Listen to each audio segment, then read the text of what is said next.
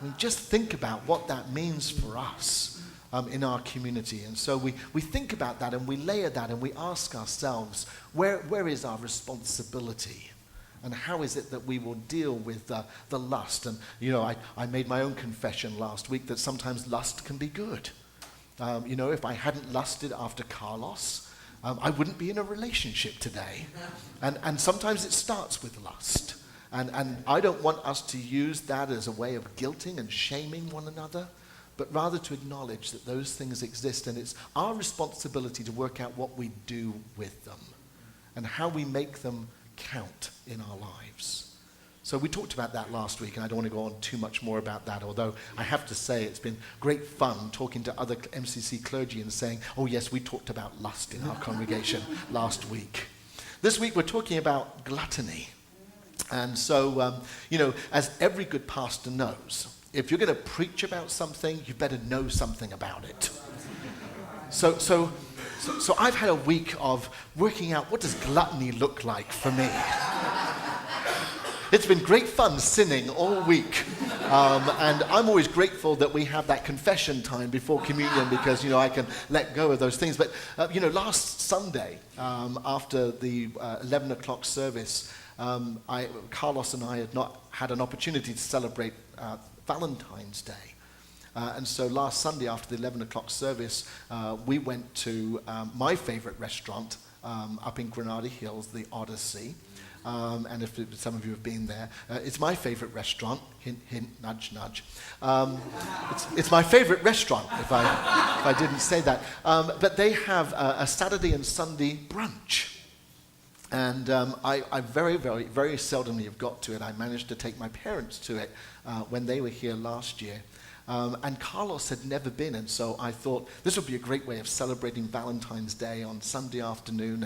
And their last sitting is at, I think it's at 2:30, and so I raced out of here, and we got off up there, and it's let's just say I found out a lot about gluttony last Sunday afternoon. I don't know how to describe it. It's probably one of the best buffets that I've ever been to. You walk in. Oh, this sounds so wonderful. I'm salivating even thinking about it this morning. But you walk in, and the first thing you see is just this dessert tray. I mean, it's a sugar paradise.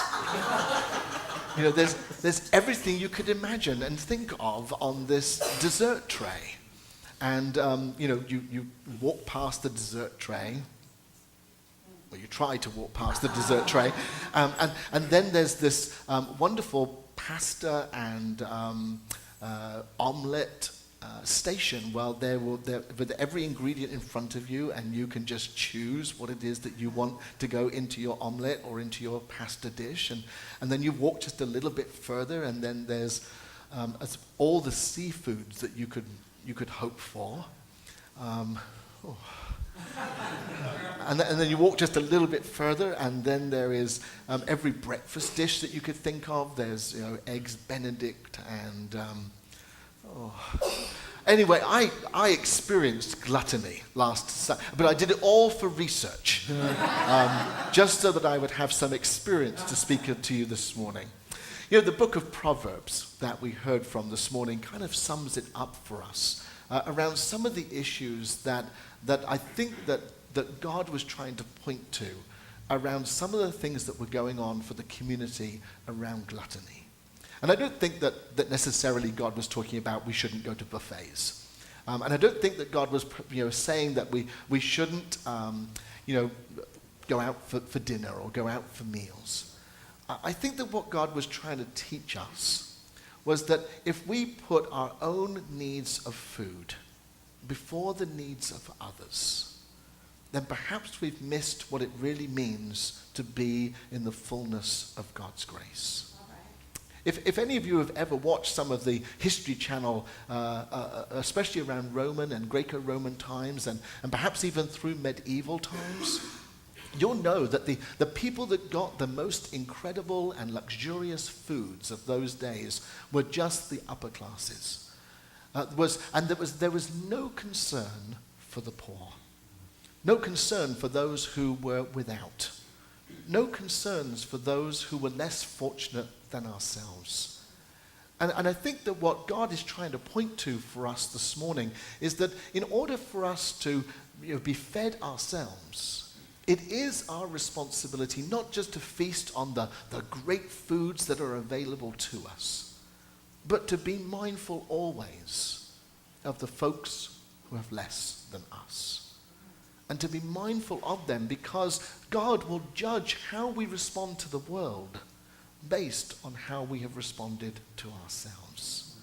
That if all we are concerned about is making sure that we have enough food in our stomachs and have no concern for the folks who have nothing, then we have not created the world that God intends for us to have.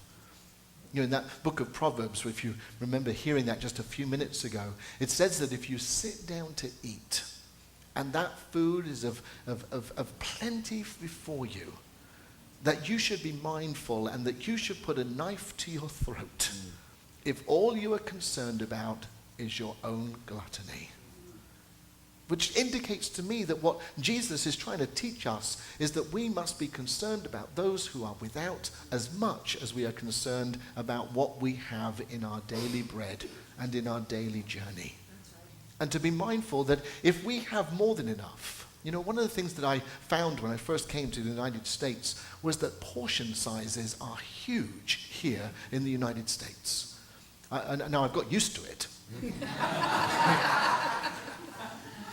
But the reality is that I would go to a restaurant or I would go to someone's home, and the portion sizes were just huge. I mean, huge. I remember in my first couple of years here in the United States, I must have put on 30 or 40 pounds. So much so that I remember that I had to then take on a sponsored diet here in this congregation to get my weight back down to where it was. Actually Reverend Troy Perry and myself made a commitment together, and we both went on a diet. I won't say it's been extremely successful, but I did lose a few pounds, and things happen. But I remember that people would say to me, and a tradition that happens here in the US that doesn't happen so much in the United Kingdom was that we would then be able to take doggy bags home. And that was a very foreign experience for me, that you would go to a restaurant and that you would deliberately have too much food, that you would have to put it into another box to take it home with you. And what I found out was that most people who took that food home with them actually eventually threw it away, because it would sit in the fridge for a few days and you wouldn't go back to it, and so it would end up in the bin anyway.